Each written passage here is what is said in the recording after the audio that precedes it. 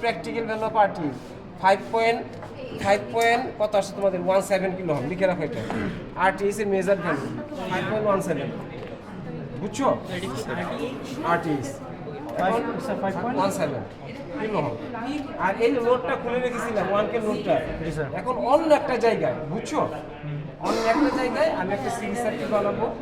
ধরো এখানেই বানাতে পারি 5K এটার সাথে সিরিজ হয়েছে 1K, সিরিজে 1K আর যে কোনো একটা সোর্স করে নাও। মনে করো আমি এই পাশে সোর্সটা করে নিই, একটা সোর্স করে নিতে হবে, একটা সোর্স। তাহলে এই সোর্সটা আমি এখানে অ্যাপ্লাই করলাম, এই সোর্সটা আমি এখানে অ্যাপ্লাই করলাম, বুঝো না ব্যাপারটা? এই সোর্সটা আমি এখানে অ্যাপ্লাই করলাম। এখন এই যে ভ্যালুটা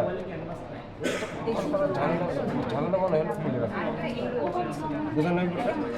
আচ্ছা, এখন কোনটা আমি ইউজ করতেছি? 5, এটা নিউ রোডটা 5 ইউজ করতেছি না। এখন তোমার ভিটিএস এর ভ্যালু কত আসছে? 7.49। যার যে ভিটিএস আসছে সেই ভ্যালুটা আমি ইনপুটে দিব। এই গ্রুপ 5, এই যে আমি এখন যেভাবে করি সেভাবে করবা। তোমরা তো তোমাদের মতো করছো, দাঁড়াও হাত দিও না, ধৈর্য ধরো। এই যে রেজিস্ট্যান্স লিখে মাল্টিমিটারটা ধরো, ভোল্ট মিটারটা ধরবা এইভাবে। এই যে রেজিস্ট্যান্স লিখে ধরলে ধরো এখানে তো 5 আছে, তোমার আমার লাগবে কত? 7.49। ওই মাল্টিমিটারে 7.49 আনতে হবে, মাল্টিমিটারে, বুঝো না ব্যাপারটা? 7.49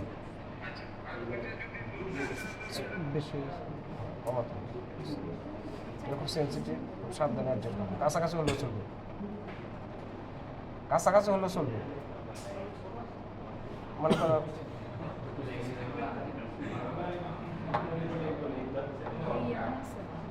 48, 49 জায়গায় আমি 48 7.5, ওর দিকে তাকাইবে না, এই যে মিটারের দিকে, বুঝানো ব্যাপারটা?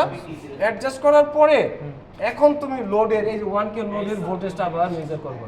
এই যে লোডের ভোল্টেজটা মেজার করলাম 1.197। এটাই তুমি লিখবা, এই যে একটা ভিএল, এখানে একটা ভিএল করছেন, লেখো ভিএল, লেখো এই আরটিএস এর নিচে একটা ভিএল লিখো। এই যে এখানে লিখেছি, হ্যাঁ এখানে লিখেছো, এই যে এই ভিএল এখানে লিখো, এখানে লিখো 1.197 লিখো, 1.197 ভোল্ট। বুঝানো ব্যাপারটা? এই সব বুঝতে পারলা? সবাই বুঝতে পেরেছো? এই কাজটা করে আমাকে সবাই দেখাও। এই